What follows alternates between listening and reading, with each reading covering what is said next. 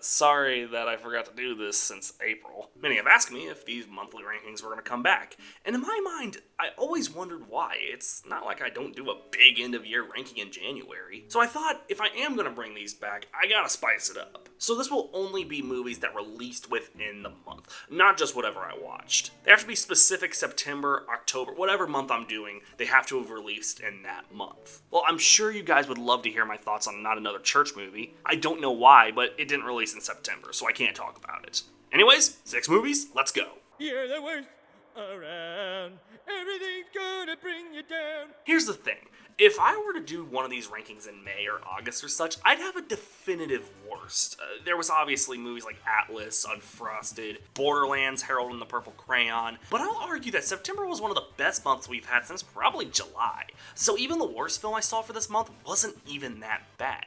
It just fell under being mediocre. The Front Room is a film from A24, who have had a crazy year in 2024, as some of the best films of the year coming from them.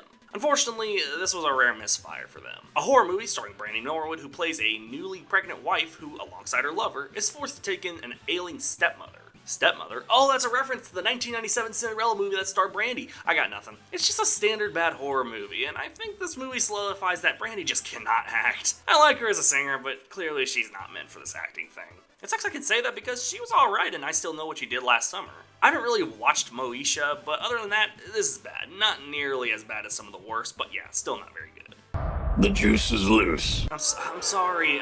I'm sorry, guys. I didn't like it. I see a lot of people didn't agree with my thoughts on Beetlejuice 2, as I clearly outlined them in my Tim Burton ranking. Look, if you like this, it's okay. Opinions can be wrong. I'm just playing, but seriously, this movie didn't strike me as the great film so many people outlined it to be. Michael Keaton was great, but he's fucking Michael Keaton. Of course he was. I'm not gonna lie, most of the cast held their weight if their names weren't Willem Dafoe or Justin Theroux. Yet for some reason, every time Willem Dafoe was on screen, for the first time in cinema history, I actually dreaded it. He has one joke that frankly doesn't make me laugh. Except for one especially dark joke when we first meet him, and that makes you remember that this is a Tim Burton film. But hey, how about the various plots that in my mind don't get enough screen time? Lydia Deetz is having trouble with her daughter. Delia and Lydia are processing the death of Lydia's father. Lydia is planning to remarry, which pisses her daughter off as she's still processing the death of her own father. Beetlejuice has a crazy ex who's out to get him. Kind of a continuation of that last plot, but Beetlejuice wants to marry Lydia so that he can get away from the ex, and also because Beetlejuice is a demon version of P. Diddy. Willem Dafoe plays an actor who thinks he's a real detective because he died on the set of a detective film. Alongside that, Willem Dafoe is also after Beetlejuice for breaking a law. The daughter falls in love with the boy, and that's a whole thing. That is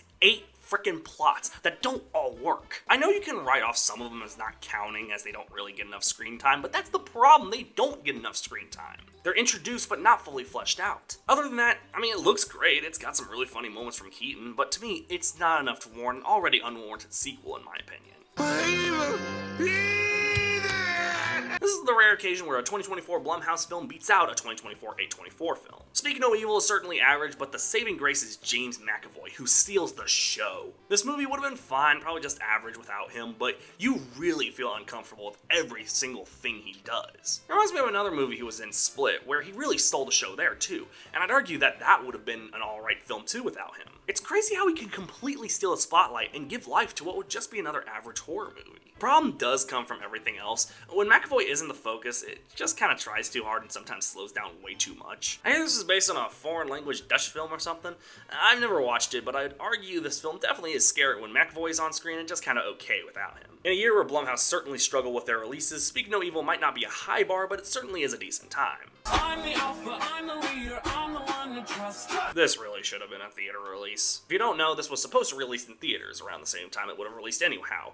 But for some odd reason, John Watts alongside Apple Films decided to make it a TV Plus exclusive, following plans for a sequel and I believe a TV series? I don't know, all I know is that I really enjoy this one. George Clooney and Brad Pitt really channel that chemistry that they had in the Ocean's trilogy, and the story is pretty great. It's just kind of your standard crime drama. I guess it doesn't really stand out much.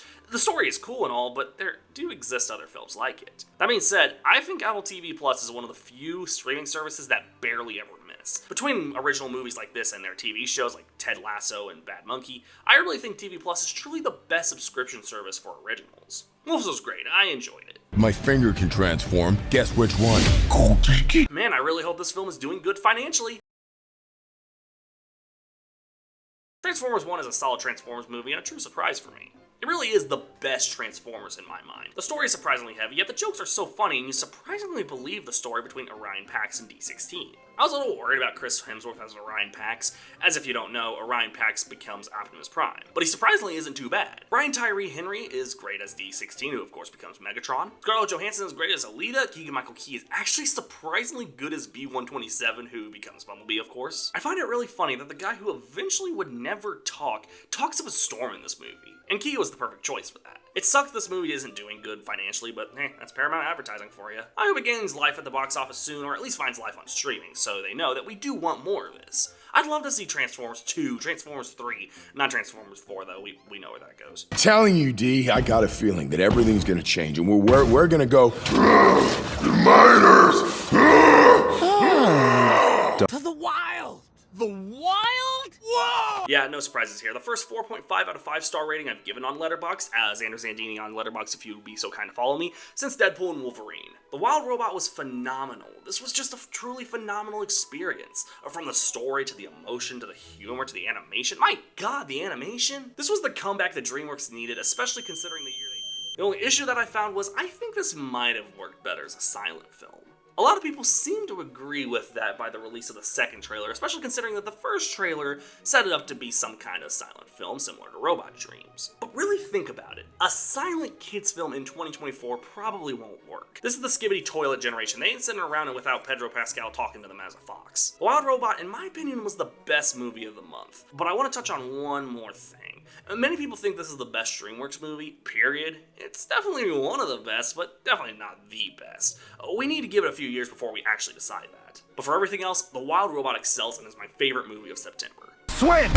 We're about to enter a world which you've never seen before. We're about to enter a world of something spooky, scary even, the things that go bump in the night.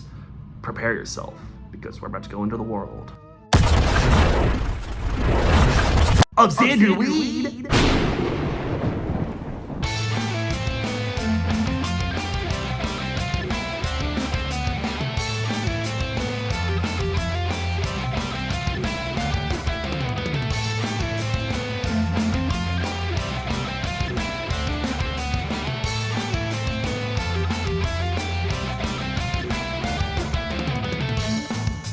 Hey kids, it's me, Sonic the Hedgehog. I was at the P. Diddy parties. You know what they say, gotta go fast, and that's what I did on your mom. Skibbity toilet, eh? I fucked it up. I can't even, the fact is I can't even put the straps over my chin. My neck is too fucking big. Because we're about to go into the world